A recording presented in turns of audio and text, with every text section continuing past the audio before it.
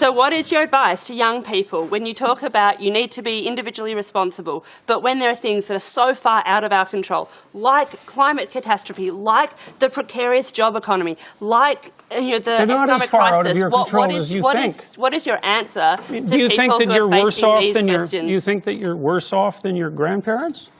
I think there are different challenges. Do you think you're worse off than your grandparents? The argument, I think, is that individual responsibility does not change the climate, does not fix the problem that needs global collective responsibility. So I think that's the core of the question. Do you have a theory about that? Well, fundamentally, I'm a psychologist, and my experience has been that people can do a tremendous amount of good for themselves and for the people who are immediately around them by looking to their own inadequacies and their own flaws and the things that they're not doing in their lives and starting to build themselves up as more powerful individuals. And if they're capable of doing that, then they're capable of expanding their career. And if they're capable of expanding their career and their competence, then they're capable of taking their place in the community as effective leaders. And then they're capable of making wise decisions instead of unwise decisions when it comes to making collective political decisions. I'm not suggesting in the least, and have never suggested, that there's no domain for social action. I'm suggesting that people who don't have their own houses in order should be very careful before they go about reorganizing the world, which happens in many ways. So, can I if a young person believes that the climate, the global warming problem on the climate is something that needs to be tackled quickly, and they can't wait until they grow up and become prime ministers to do it, do you think collective responsibility overrides individual responsibility in a huge issue like that? No. Okay. I don't. Okay. I think generally people have things that are more within their personal purview that are more difficult to deal with and that they're avoiding, and that generally the way they avoid them is by adopting pseudo-moralistic stances on large-scale social issues so that they look good to their friends and their neighbors. That's what it looks like. A major difference between the right and the left concerns the way each seeks to improve society. Conservatives believe that the way to a better society is almost always through the moral improvement of the individual, by each person doing battle with his or her own weaknesses and flaws. It is true that in violent and evil societies, such as fascist, communist, or Islamist tyrannies, the individual must be preoccupied with battling outside forces. Almost everywhere else, though, certainly in a free and decent country such as America, the greatest battle of the individual must be with inner forces, that is, with his or her moral failings.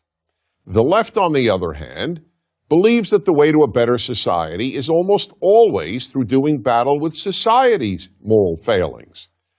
Thus, in America, the left concentrates its efforts on combating sexism, racism, intolerance, xenophobia, homophobia, Islamophobia, and the many other evils that the left believes permeate American society. One important consequence of this left-right distinction is that those on the left are far more preoccupied with politics than those on the right. Since the left is so much more interested in fixing society than in fixing the individual, politics inevitably becomes the vehicle for societal improvement. That's why whenever the term activist is used, we almost always assume that the term refers to someone on the left. Another consequence of this left-right difference is that since conservatives believe society is changed one person at a time, they accept that change happens gradually.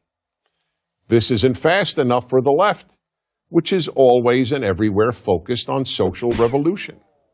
An excellent example of this was a statement by the then presidential candidate Barack Obama just days before his first election in 2008. To a rapturous audience, he declared, "We are 5 days away from fundamentally transforming the United States of America." Conservatives not only have no interest in fundamentally transforming the United States of America, they are strongly opposed to doing so. Conservatives understand that fundamentally transforming any society that isn't fundamentally bad, not to mention transforming what is one of the most decent societies in history, can only make the society worse. Conservatives believe that America can be improved, but should not be transformed, let alone fundamentally transformed. The founders of the United States recognized that the transformation that every generation must work on is the moral transformation of each citizen. Thus, character development was at the core of both child rearing and of young people's education from elementary school through college.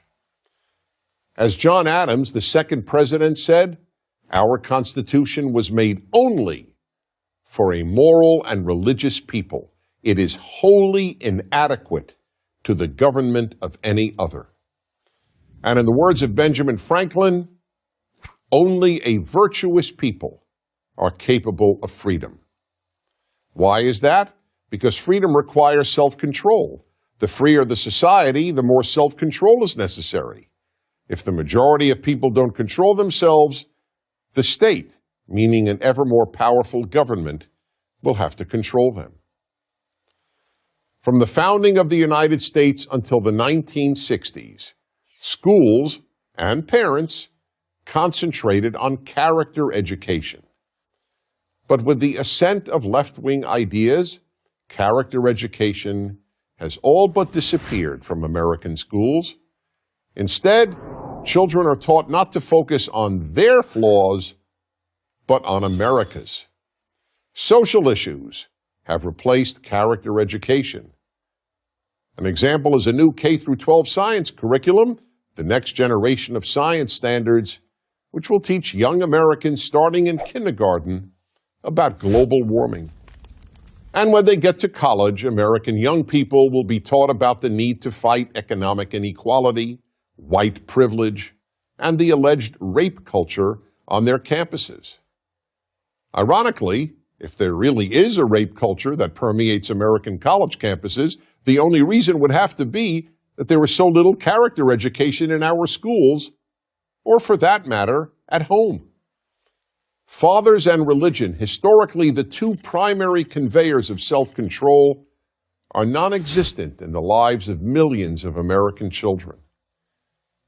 We are now producing vast numbers of Americans who are passionate about fixing America while doing next to nothing about fixing their own character. The problem, however, is that you can't make society better unless you first make its people better. I'm Dennis Prager. To subscribe to our YouTube channel, click here. To help keep our videos free, donate here.